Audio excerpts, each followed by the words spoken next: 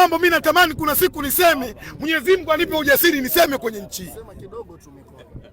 Na inshallah kwa uwezo wa Mwenyezi Mungu iko siku ndamayaje? Tasema. Sema tu. Leo hii kila mmoja ameshuhudia, aliyekaa kwenye TV na aliyekuja katika uwanja wa Meja Samuyo.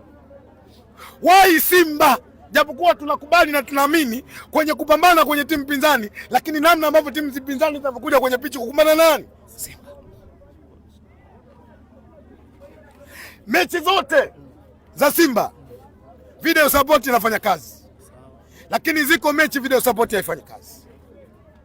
Dhamira na nia sio huko. Nia leo wana Simba tunafurahi kuona namna ambavyo tumepata pointi 3. Niwahusie jambo dogo sana wana Simba.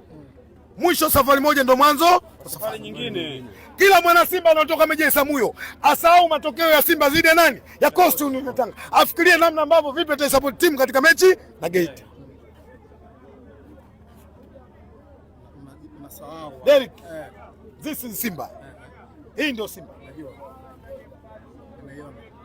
Kama kuna muda unahitaji kupata burudani kwenye football, basi kaa kwenye TV au njoo uwanjani, angalia namna ambavyo operator ya Simba jinsi ambavyo anafanya kazi kwenye nini?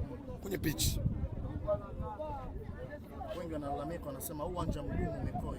Wao Simba tushachukua pointi 3. Uwanja huu watu wanasema mgumu, watu walikaa kwa jumba lile pale la Mzee Mbonde.